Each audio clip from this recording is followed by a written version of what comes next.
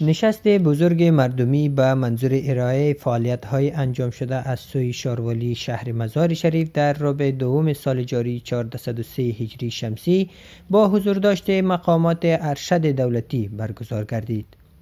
در این نشست الحاج محمد کاظم طارق شاروال شهر مزار شریف، عبدالجلیل شهید خیل رئیس شورای علمای این ولایت، مولوی ذبیح الله نورانی رئیس اطلاعات و فرهنگ ولایت بلخ، مولوی محمد نسیم عابد معاون شاروالی، مقامات ارشد دولتی، آمرین نواحی، وکیلان گذر و جمع کثیر از مردم و محاسن سفیدان شهر مزار شریف حضور داشتند.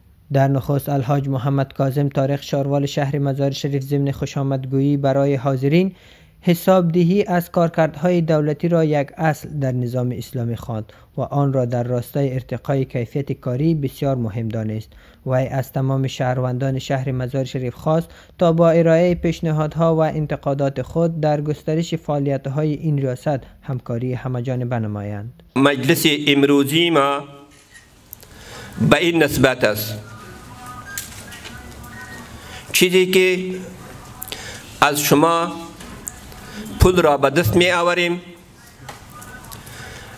ای باید هر رو ثابت شود چه قسم به دست می آید و به کدام طریق مصرف می شود. در این بخش باید به این ملت محترم ما شریک بوده باشند. انسان عاجز است، در این بخش اشتباهات رخ داده باشند و ملت ایره مشاهده میکنند. امروز مجلسی است که به ما اشاره میکنند که ما اشتباهات خود را سرشکار بکنیم تا که خوب با طریقه احسن و بهتر مصدر خدمت شما شده بتوانیم. اگر مردم سر نظام انتقاد داشته باشه بیاین مراجعه بکنین. شورای علما یک ادرس رسمی از طرف رهبری است، شاروالی یک ادرس رسمی از نظام است. ان شاء الله العزیز همکاری ما هم با ملت و هم با مسئولین ان شاء الله در آینده ادامه خواهد پیدا کرد. بازم از جناب شاروال صاحب از تمام مسئولین این شاروالی که واقعا ولایت بلخ را که هر کسی میهمان در ولایت میآید، ان شما یقین بکنین که از خیلی مسئولین ما شنیدیم که در ولایت بلخ از طرف شاروالی خیلی کار شده است. ولایت های بعضی که است وضعیت آنها را خوب نمایی نمیکنه، ولی بازم خیلی مسئولین بزرگ ما و شما که در این ولایت آمدگی است، این زیبایی را دیده، این خدمتها را دیده، واقعا از شاروالی ستایش کرده است. بازم تنها به مسئولین شاروالی نمیشه عزیزان، این خدمت به 400 نفر و 500 نفر نمیشه تا که کامل هماهنگی در بین ملت و در بین این نظام نباشه کارا پیش نمیره. نو بازم در آخر از خدمات شاروالی و از همکاری همه ملت ولایت بلخ در این راستا متشکرم. رب العالمین این اتفاق و اتحاد را در بین ما و در بین ملت ما دیگه مستحکم بگردانه. همچنان مولوی ذبیح الله نورانی رئیس اطلاعات و فرهنگ و مولوی خیر محمد منیب نماینده امر بالمعروف ولایت بلخ نیز در سخنان خود ضمن اشاره به اهمیت جلسه مذکور آن را اصل کاهش فاصله میان دولت و ملت تلقی نمود.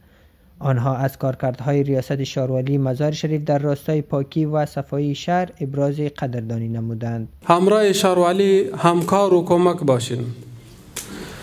شاروالی در شهر که کدام اقدامات میکنه و کدام اقدامات صورت میگیره برای توسعه شهر است، برای منافع شهروندان است.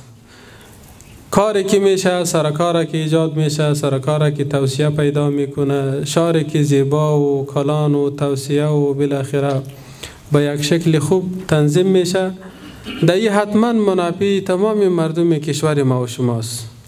کوشش بکنیم که اگر در کدام سرک تخریب دکان میآید یا تخریب یک دیوار میآید یا یک خانه میآید، شما همکاری بکنین، در این راستا همکار باشین.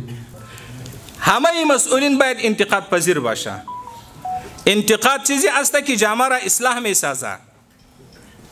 یکی شکایت نحقی است، یکی خدای نخواسته منافقت است که تو حقیقت را می بینین بازم پنهان می کنین، در اونجا باز پروردگار به غضب و غصه می شود.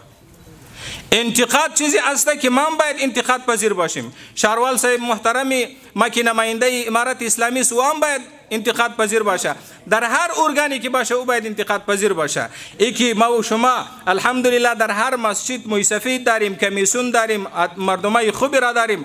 اونا بیایا با رئیس صاحب امر بالمعروف بشینه، با اونا مشوره بیته که جناب رئیس صاحب شما خود در بیرون نیستین، اگر این برنامه را بگیرین یا این برنامه را بگیرین به این رئیس ما خوش میشوه، یا با جناب شهروال صاحب مشوره بکنه که جناب شهروال صاحب این مشکلات در داخل شهروالی است، در پرسنل شهروالی است، اگر این اصلاح شوه این چیزی است که به این نظام تقویه میشوه، مسئول خوش میشوه.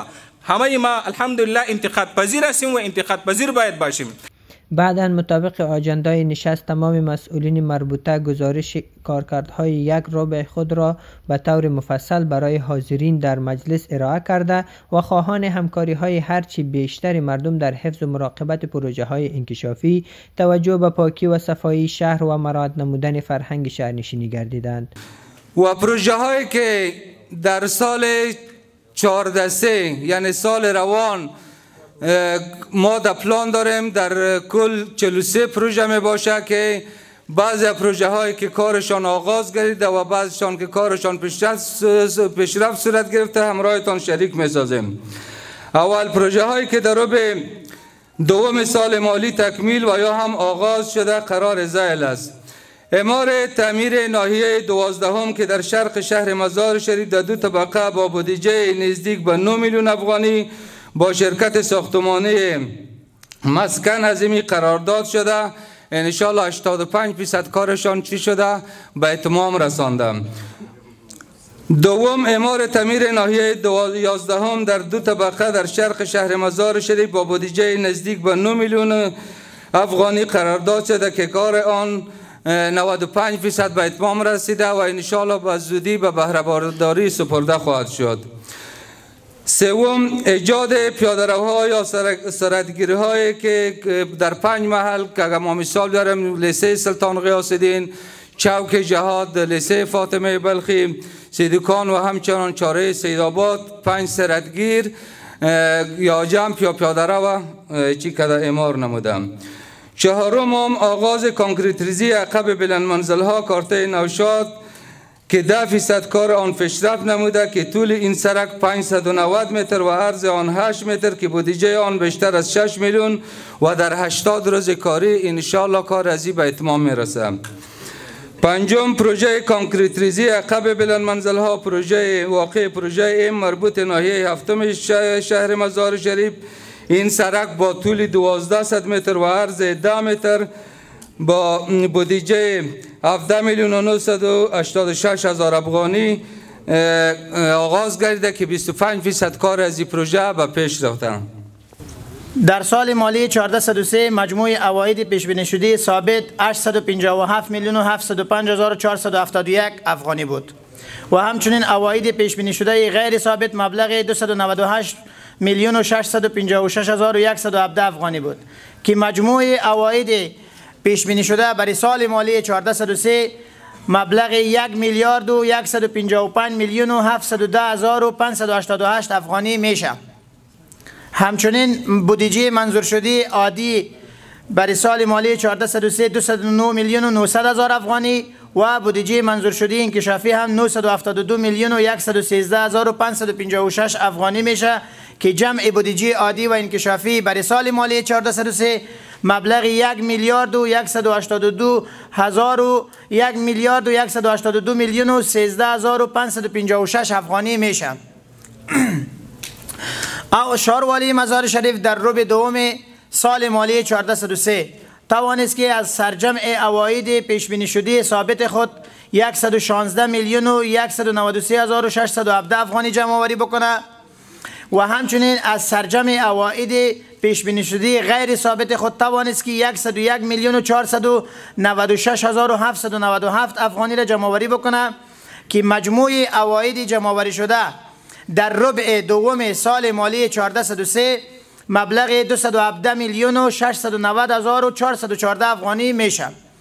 همچنان شاروالی مزار شریف توانست که از مجموع بودجه منظور شده عادی خود 49,868,009 افغانی را در بخش بودجه عادی و همچنین 76,589,258 افغانی را در بخش بودجه انکشافی به مصرف برسانه که مجموع بودجه تطبیق شده یا مصرف شده در ربع دوم سال مالی 1403 حاوی 126,457,267 افغانی میشه. در کل شاروالی مزار شریف توانسته که در ربع اول و دوم سال مالی 1403 291,889,545 افغانی را به دست بیاره یا جمع‌آوری بکنه و همچنین توانسته که در ربع اول و دوم سال مالی 1403 از سرجم عواید جمع‌آوری شده خود 164,335,079 افغانی را در بخش بودجه عادی و انکشافی به مصرف برسانه. در طول امیر رو به دوم 5 جلسه برگزار شده. تدویر جلسه کمیته شبکه ولایتی که ما یک شبکه ولایتی به سطح شاروالی شهر مزار شریف که 4 ولسوالی شاروالی دارند، حیرتان، بلخ، دولت آباد و شولگره، با همراه اونها جلسات مسلسل داریم. و همچنان جلسه ربع دوم کمیته روابط عامه به حضور داشت معاون کمیسیون توسعه شهر محترم الحاج محمد کاظم طارق شهروال شهر مزار شریف که کمیسیون نظم توسعه شهری که در رأسش والی صاحب می باشند و معاون صاحبش شهروال است و دیگر 5 کمیته را در این رابطه تشکیل دادند و جلسات خود را برگزار جهت مشکلات شهروندان است.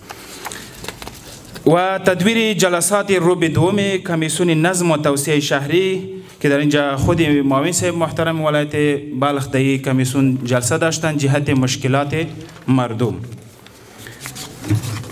و همچنان در رابطه با ایجاد کمیته های شهروالی مکتب در 14 مکاتب، برگزاری مسابقات تورنمنت فوتسال در ولایت بلخ و برنده شدن تیم فوتسال ریاست شهروالی شهر مزار شریف.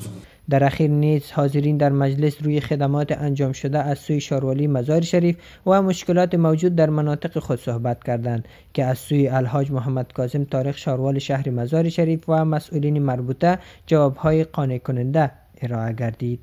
جلسه با دعای خیر و فلاح به پایان رسید.